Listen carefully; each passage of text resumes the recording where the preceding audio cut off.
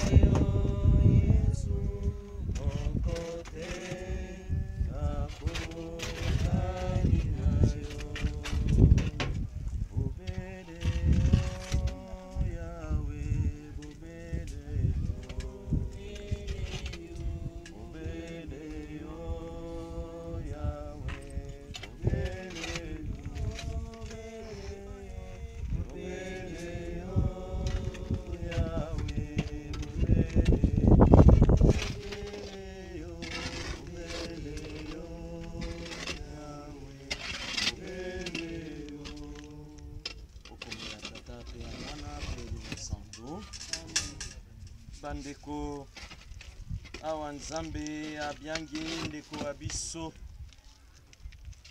Dodo Charles Ntali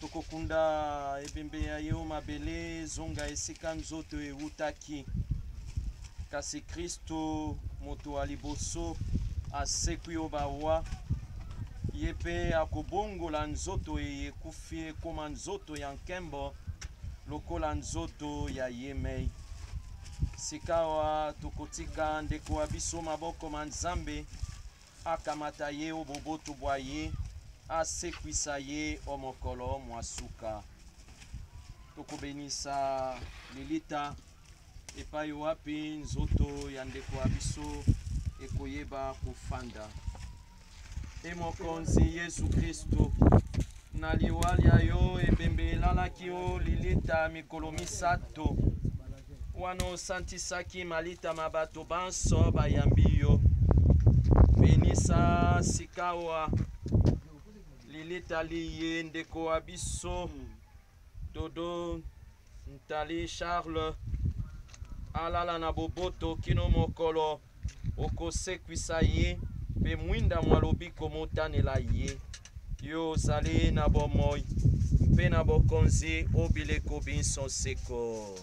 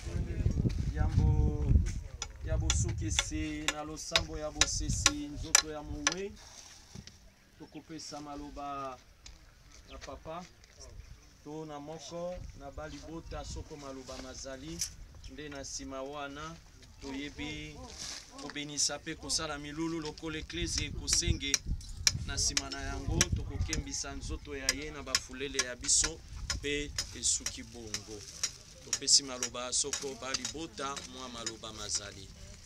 Nzambe tata mokeli na likolo yo tindaki dodo Charles na mokili mpe kaka yo nde moto yangeli yo mboka yo tozali na likambo mosusu ya koloba te kolo yo so okokisi mokano na yo biso tokoki kodeside te tika kaka mokano na yo ekokisama na nkombo na yo Yesu Kristu oyo azali Nzambe na bomoi. Merci Seigneur Jésus. Merci.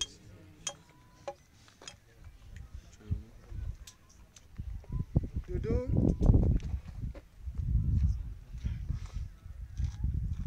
na kombo ya famille nyonso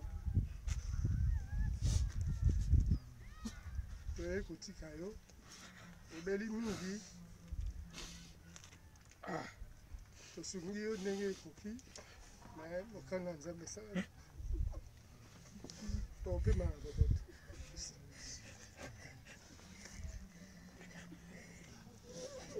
Ote abutu ayoki lola kala ye Kristo akomena ye Ote abutu ayoki lola kala ye Kristo akomena ye Oye oyo ye oyo ayoki ye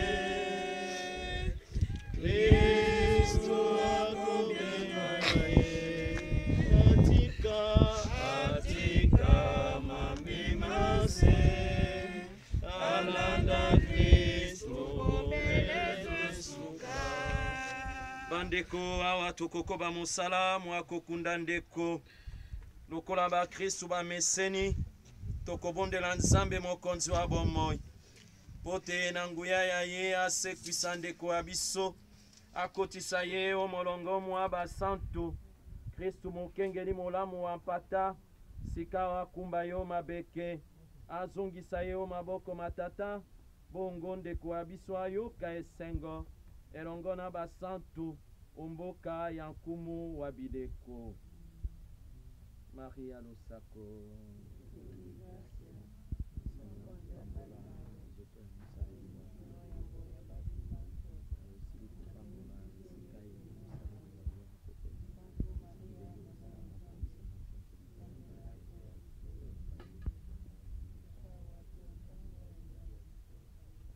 Maria Losako